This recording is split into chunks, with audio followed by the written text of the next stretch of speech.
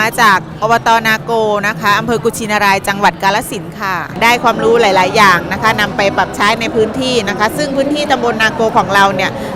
เป็นการดูแลศูนย์เรียนรู้ผู้สูงอายุนะคะมีโรงเรียนผู้สูงอายุก็เราก็นำความรู้ที่ได้ในวันนี้ไปปรับใช้ที่โรงเรียนผู้สูงอายุไม่ว่าจะเป็นหลักสูตรการเรียนการสอนนะคะการออกกำลังกายที่ได้เมื่อเช้านะคะเป็นเพลงชิคเก้นแดนแล้วก็เป็นเพลงที่เป็นท่าประกอบนะคะการใช้ฝึกการใช้สมองการใช้มืออย่างเงี้ยค่ะจุดที่สนใจก็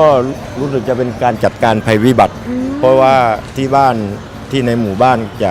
มีปัญหาเรื่องนี้เยอะก็การจัดทีมกู้ภัยขึ้นมา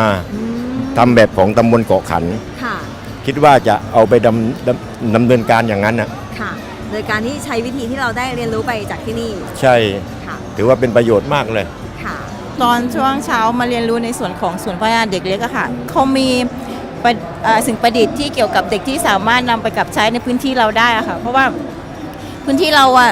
ยังไม่มีสิ่งประดิษฐ์เหล่านั้นคือเขาเอาสิ่งที่แบบไม่สามารถนำมาใช้ประโยชน์ได้อะค่ะคือแบบเป็นพลาสติกฝาอะไรอะค่ะเขานำประดิษฐ์มาคือสามารถเป็นสื่อให้เด็กได้อะค่ะวันนี้ได้เข้าช่วงบ่ายได้เข้าไปฟังเสวนาที่ห้องวิชาการนะคะแล้วก็ได้รับทราบนโยบายจากท่าน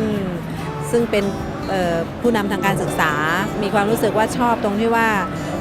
ต่อไปนี้มหาวิทยาลัยราชภัฏซึ่งถือว่าเป็นมหาวิทยาลัยที่อยู่ในท้องถิ่นนะจะเข้ามาร่วมมือกับอบท.